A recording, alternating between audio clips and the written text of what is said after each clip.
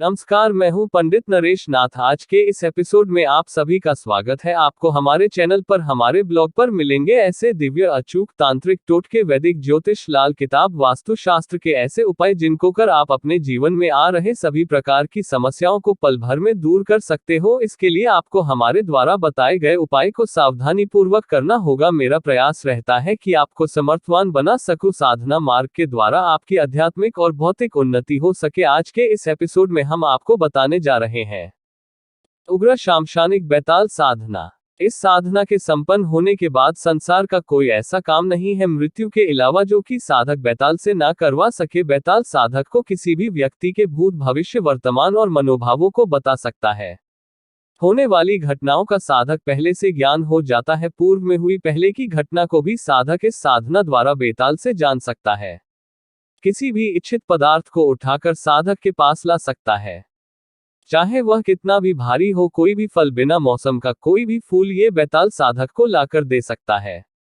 कोई भी खबर लाकर साधक को बैताल दे सकता है, चाहे वह विदेश की ही क्यों ना हो।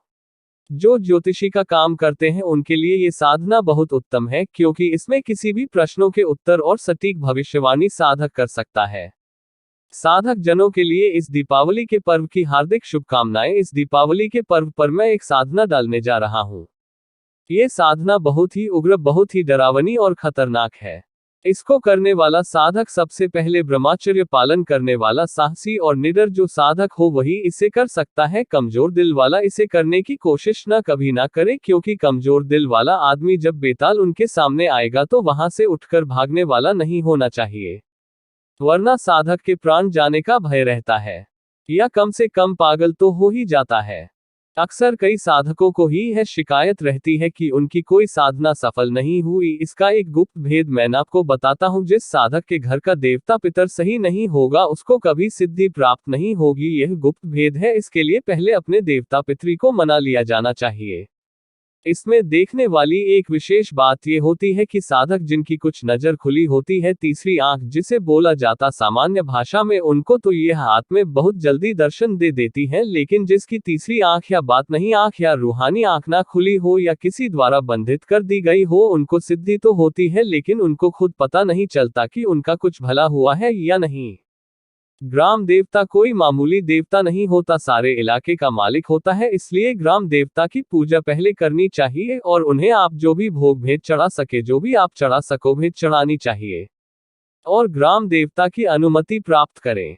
कुल देवता, देवी, जिस कुल और गोत्र में आप पैदा हुए हो उसके देवता को मनाए बिना सिद्धि प्राप्त कर लेना असंभव होता है। इसलिए साधनाओं के विभिन्न विभिन्न आयामों के ऊपर देखना पड़ता है कि कहीं से भी आपके असफलता का अवसर ना रहे तो ही साधना सफल हो पाती है।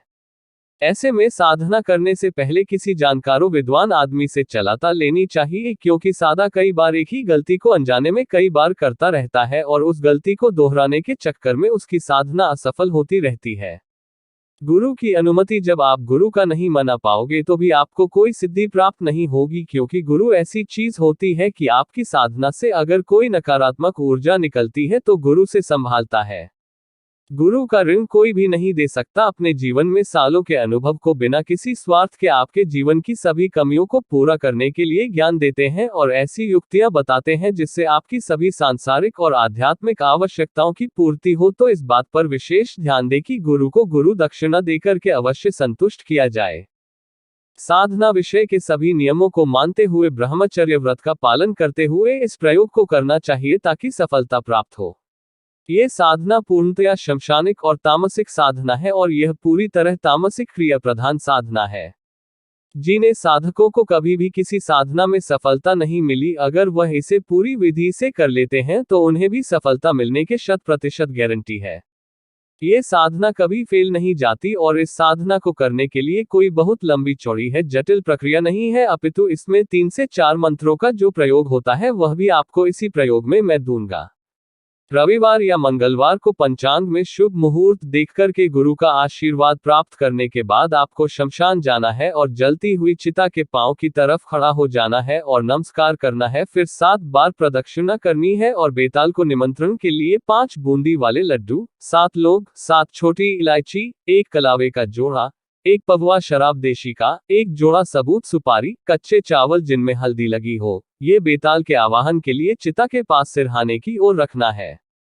फिर बेताल का आवाहन करना है और साधना के लिए आपको जलती हुई चिता में से एक अस्थि नमस्कार पूर्वक अपने साथ लेकर पहले उसे शराब से स्नान कराना है। फिर एक जोड़ा भुनी हुई मछली जिनका आकार छोटी उंगली जैसा हो एक दोने में रख देना है और शराब का छींटा उस धोने पर और शव के ऊपर मार देना। बेताल के भोग के लिए वही छोड़ देना है।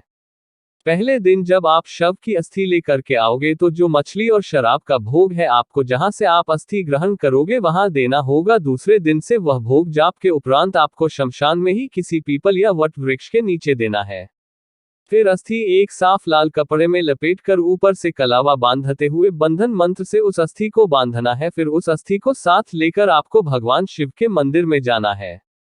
आधी रात में भगवान शिव के मंदिर में जाकर सबसे पहले भगवान शिव को प्रणाम करके विधिवत उनकी पूजा करनी चाहिए। फिर गणेश पूजन, उसके बाद गुरु मंत्र की 5 माला आपको जाप करना चाहिए। उसके उपरांत मंदिर में ही किसी एकांत कोने में आसन बिछाकर उस अस्थि को अपने आसन के नीचे रख लेना है और उस आसन पर बैठने से पहले आपको रक्षा मंत्र से एक खुला घेरा लगाना है।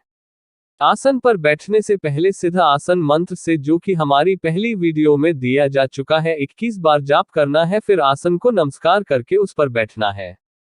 दाहिने हाथ में रुद्राक्ष की माला लेकर, जो कि माला गोमुखी में होनी चाहिए, नंगी माला से जाप करना वर्जित है और इन प्रयोगों में माला केवल संस्कारित होनी चाहिए। वहां बैठकर एक ही बैठक में आपको 51 माला वेताल के मंत्र का जाप करना है।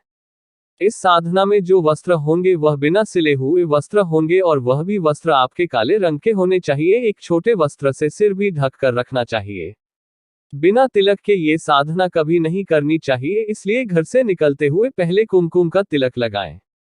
शमशान में प्रतिदिन आपको 2 भुनी हुई छोटी मछली जिस पर नमक और हल्दी लगानी है और थोड़ी सी शराब किसी भी पात्र में रखकर शमशान में पीपल का पेड़ हो या वट का पेड़ हो उसके नीचे रख देनी है और बेताल के लिए दीपक जलाना है। ये दीपक तिल के तेल का होना चाहिए।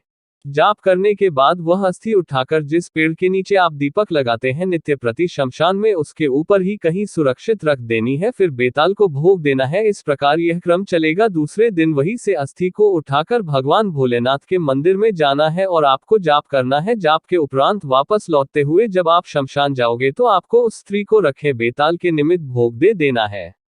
आमतौर पर दूसरे से तीसरे दिन बेताल आपसे संपर्क करने की कोशिश करने लग जाता है, भयानक रूप से और हाहाकार मचा देता है। उस अवस्था में साधक को डरना नहीं चाहिए। जब तक वह मंत्रों से सुरक्षित है उसकी साधना से उत्पन्न हुई नकारात्मक ऊर्जा उसे नुकसान नहीं पहुंचा सकती। पहले दिन साधक को सपने में बेताल आकर मिलेगा, लेकिन वह अपने वास्तविक रूप में नहीं होगा। वह उग्र रूप में भयानक जानवरों, भयानक आकृति या किसी ऐसे भी भयानक रूप में आपको सपने में दिखाई देगा और ऐसे ऐसे डरावने सपने दिखाएगा जिससे साधक पहले ही दिन सारी साधना छोड़कर भाग जाए। यही काम लगातार 41 दिन तक चलेगा और इसमें भिन्न भिन्न प्रकार के रूप बनाकर के पक्षी पशु पक्षियों के रूप बनाकर और विचित्र रूप से बेताल साधक को डराने की कोशिश करेगा और यह पूरा प्रयास करेगा कि साधक की साधना भंग हो जाए। इस क्रिया के अंत में जो अंतिम सप्ताह होगा अपनी तरफ से बेताल डराने की पूरी कोशिश करेगा। अगर साधक नहीं डरेगा तो अंतिम दिन बेताल उग्र रूप को या भयानक रूप को त्याग कर साधक के सामने सौम्य रूप में प्रकट होगा और साधक से वचन मांगने को कहेगा। यह एक ऐसा अवसर होता है कि आपकी सारी साधना का फल उन्हीं कुछ पलों के ऊपर निर्भर करता है। अगर साधक भयभीत हो गया और वचन नहीं मांगे तो बेताल चला जाएगा और दोबारा नहीं आएगा। इस साधना में सफल होने के लिए गुरु कृपा के अलावा मनुष्य को साहसी निडर कर्मशील होना चाहिए, क्योंकि यह रात्रि की साधना है और इसमें दूसरे व्यक्ति को साथ में लेकर नहीं जा सकते। ये एक उग्र और तामसिक साधना है, इसलिए इस साधना के साथ उस समय में कोई और साधना नहीं की जा सकती। जिस दिन आप बेताल साधना के लिए अस्थि लेने के लिए जाए उससे पहले आपको एक दिन पहले आपको कच्चे चावल हल्दी लगाकर 11 रुपए ये शमशान में निमंत्रण के लिए रख कर आने पड़ेंगे। साधना में सफलता प्राप्त करने के बाद किसी प्रकार का अहंकार मन में न लाए और दूसरों पर हवा करने के लिए अपनी शक्तियों का प्रदर्शन न करे, वरना आपकी सिद्धि नष्ट हो जाएगी। सिद्धि प्राप्त होने के बाद बेताल से कोई भी नाजायज काम ना करवाएं, वरना आपको लेने के देने पड़ सकते हैं और आप किसी बड़े संकट में पड़ सकते हैं। सिद्धि प्राप्त होने के बाद उस अस्थि को साधक सदा के लिए अपने पास सुरक्षित करके संभाल कर रखें। शमशान की शक्तियों को जगाने का मंत्र। जाग जाग माँ काली मरघट की तू रखवाली। उठ जाग काले भैरो जाग मुर्दे में लगी आग। ढाई घड़ी में धूनी धूखाए सब कोई जागे तेरे। जगाए दोहाई गुरु गोरखनाथ की बंगाल खंड की। कामरू कामाक्षा देवी की आन। बेताल का मंत्र। हम हुम सुनसान सोखता मसान। नाचे भूत जागे शैतान। आपको इस साधना को करने के लिए अनुमति प्राप्त करनी होगी। बिना आज्ञा इस प्रयोग को करने वाले व्यक्ति के लाभ हानि का उत्तरदायित्व हमारा नहीं होगा। कुछ पूछना है तो व्हाट्सएप पर मैसेज करें या सुबह 10 से दोपहर 12 बजे तक फोन कर जानकारी ले सकते हो। YouTube चैनल अभी वीडियो देखिए। यदि आप हमारी कोई पोस्ट छोड़ना नहीं चाहते हैं तो हमारा फेसबुक पेज को अवश्य लाइक कर ले। यदि आप हमारी वीडियो देखना चाहते हैं तो हमारा YouTube चैनल अवश्य सब्सक्राइब कर ले और बेल के बटन भी दबा दे। यदि आपके मन में हमारे लिए कोई सुझाव या जानकारी है या फिर आप इस चैनल पर अपना प्रचार करना चाहते हैं तो हमारे संपर्क बॉक्स में डाल दे। हम जल्द से जल्द उस पर प्रतिक्रिया करेंगे। हमारे ब्लॉग को पढ़ने वीडियो को दोस्तों में शेयर करने के लिए आपको हृदय से धन्यवाद। जय महाकाली, हर हर महादेव।